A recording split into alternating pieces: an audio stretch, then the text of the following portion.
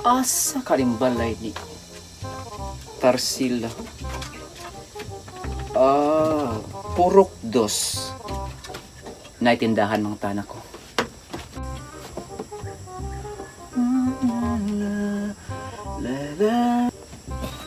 Ay, okay. Puno na dyan akong tindahan. Nakapangumpra na gyud. Sa pa may kulang ani. Ay buntag te. Ay, unsa man? Te, pwede mangutana? Asa day dapit ang balay ni Kuan ni Tarsila Makaburot? Si Tarsila imong gipangita dong?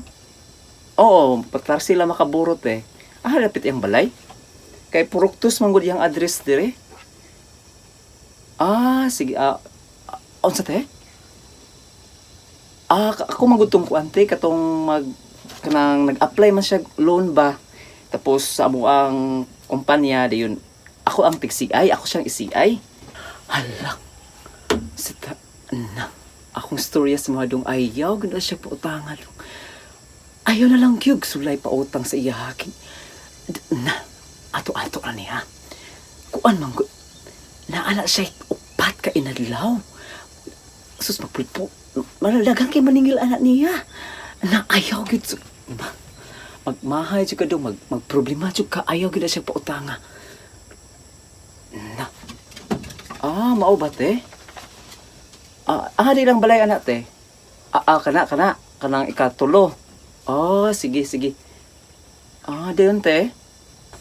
Dayon ano siya gikuha nga ref, bag-o nga ref. Isa ka bulan pa man siguro din paglisog ito siya bayad. So akong istorya gin mo dong ayaw gid siya pautang atong kiwa mo trabaho ang bana. Uy nagsiguro mo laroy-laroy sige inom-inom. Ayaw na lang jud dong. Mao gid akong hangyo sa imong dong. Ayaw na lang jud na. Magproblema jud ka dong. Problema kay na diri dong. Kay gahian kay na upayad jud. Lagi gahian kay na siya. Muna akong advice sa imong dong. Ayaw na lang jud. Ayaw na lang jud. Ayaw na lang jud patunto anak niya. Uy kidagan kay na siya mga pasalig tapos magproblema jud ka na dong. May kali kisa ko ka ni diretso. Diretso ko sa kuwag pangutana kay baka napaginay utang diri sa tindahan. So mga sudan, mga dilata. Wa pag usahaw na ko pagpaningil gipabarangay ko na dayon. Agoy kay sa aran pa man ko pabarangay ko nagbalik lagi. Ayaw na lang yun dong. Sige tete, di ko magdugay te. Salamat kayo. Sige salamat kayo. Agoy. Usaon man wala pa ko kasi ay pa ko ka. Di naman maayog record ni si Tarsila. Pastilan. Di gid maayo ni.